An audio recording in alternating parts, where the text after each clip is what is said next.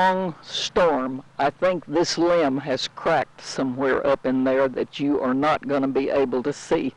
But look at that limb. There is no telling how many pounds of pears are on this tree.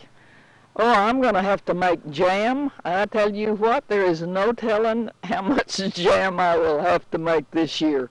Enough for all the grandkids. But the tree is loaded, and they are delicious. And you know, an old pear tree, they say you plant a peach tree doesn't last very long. A cherry tree goes quickly. But a pear tree you plant for your grandchildren, because if one limb cracks off, it just makes itself another limb in 2 or 3 years. So I don't know how old this pear tree is, 40 years. Anyway, we planted it. It was just a little sprout, but boy, has it outdone itself. And we have loved those fresh pears. In fact, you can take some of these pears that do mature. They're going to turn yellow. But when they turn yellow, pick them carefully, wrap them in a piece of newspaper, and put them down in a box, each one in its own separate little newspaper bit.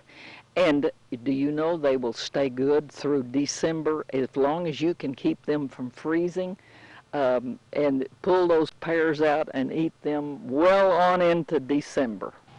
Here it is August, but you see most of the squash has done its thing. And I don't know if it's heat or lack of water or whatever, but anyway, it's over. But let me tell you, if you raise squash, you can save your own, and we like straight neck squash better than the crook neck, just more consistent slices. But look, those mature squash will cut open and take the dry seed out and just save it in a little packet for next year, and a perfectly good seed for next year's crop. We love purple hull peas. And Russ is the pea picker and the Pea Sheller, and he usually comes out at 7 in the morning and picks his peas and shells them. They are very plump and tender, and surely you've eaten purple hull peas enough to know why they're called purple hulls. All right, let me see. There's your purple hull peas. And oh, are they ever good eating if you've got an old ham bone to throw in a pot and cook purple hull peas. It's ambrosia. You'll think you've died and gone to heaven.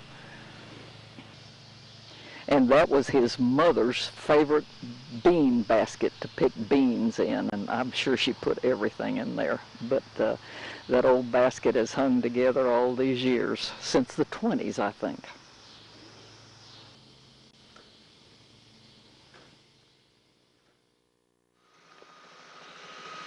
And then the fun begins. After all those peas are picked, he goes into the shop where he has a pea sheller rigged up to his hand drill.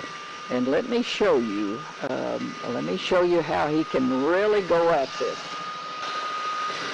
Listen, it's pretty efficient, and does it ever beat shelling a bushel of peas by hand?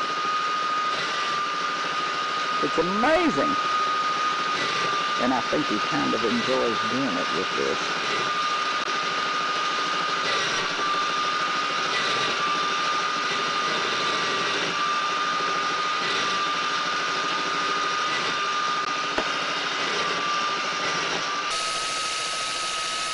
Okay.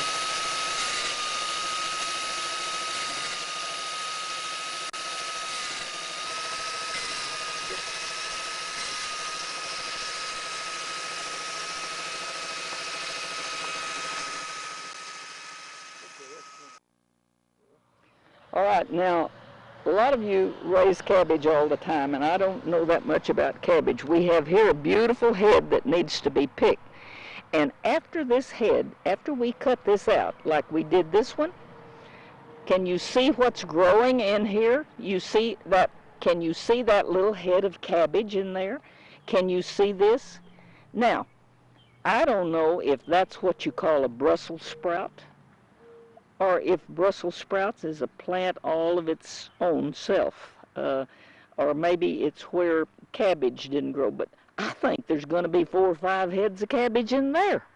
And then look on down here. We bought 4 red cabbage plants, and they're beautiful. They don't really, you don't want to boil red cabbage. It's pretty cut up in a salad. But I think that's so pretty, I'm just going to let it go to seed. Yeah. See, this is so pretty. That's gorgeous to me. And look at the fringe around, how it's colored. This one's much prettier to me than that. I'm going to let this go to seed, and then I'm going to take the seed and save them and plant them next February and see what I get.